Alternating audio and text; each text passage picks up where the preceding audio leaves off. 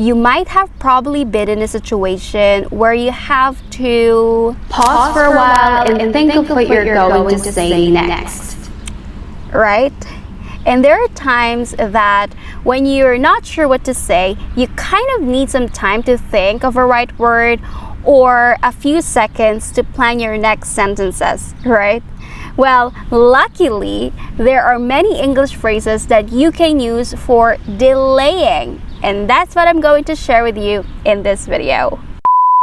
Hi, ENGLISHERA here, and I hope your day is going swimmingly. In this video, let's learn some English phrases that you can use when you're not sure what to say or you kind of need some time to think.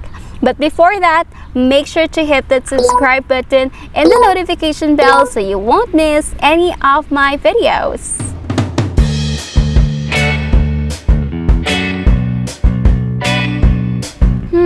Let me see. This is a very common English expression that you would hear most of the time when someone is trying to pause for a moment before giving a response to the person they are talking to. Let me see. Let me see. Let me see. And there's another variation of this. It's let me think. Let me think. Let me think. Let me think. This is also helpful for exams and interviews. Let's say in the IELTS test, you're asked about what's the best book you've ever read. And because you cannot give an immediate answer, you try to pause for a while, and while pausing, you can use this expression. Let me see. I've read a lot of books, but I think 1984 by George Orwell is the best so far. Because, or in an interview. So where do you see yourself 5 years from now? Well, let me see. There are a few goals that I've set for myself over the next 5 years, and so again, use this expression when you're trying to think for a moment before you give a response. As far as I know, this is another useful English expression, and you use this when you're not sure about the statement you're about to make, or you know something but you're not completely sure about it. So we say, as far as I know. As far as I know. As far as I know.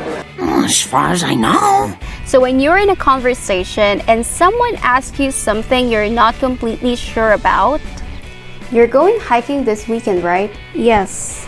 You wanna come? As far as I know, the place you're going to has lots of wild animals. I don't think so. So there, we use as far as I know when we're not 100% sure about what we're going to say. How shall I put it? Well, you use this expression when you know what to say, but you just want to organize the words just to make it sound less unpleasant or less rude to the person you're talking to. How shall I put it? How shall I put this? How shall I put this? It's just another way to say, what's the best way to tell you this? It's like when you're in a conversation and you don't want to offend a friend, you can use this expression. So what do you think about the guy I'm dating? How shall I put it? Look, he looks nice, like a gentleman, you know, but he's not that attractive. What? So there, use how shall I put it when you're looking for possible ways to sound less rude or less offensive to the person you're talking to. If my memory serves me right, okay, this is another useful expression when you think that you remembered something correctly. There's also variation of this. You can say, if my memory serves me right, if my memory serves me well, if my memory serves me correctly. My memory serves me right. We better hurry up. So if my memory serves me correctly. If my memory serves. So if you're in a situation where you probably talk about the past and you think you remembered something well, then use this expression. Oh, you look stunning here. When was this photo taken? If my mind serves me right, that was taken in one of the beaches in Turkey. So again, if you think you remembered something correctly, then you can say, if my memory serves me right. That's a good question. Well, you say this when someone asks you a question that's a little difficult to answer.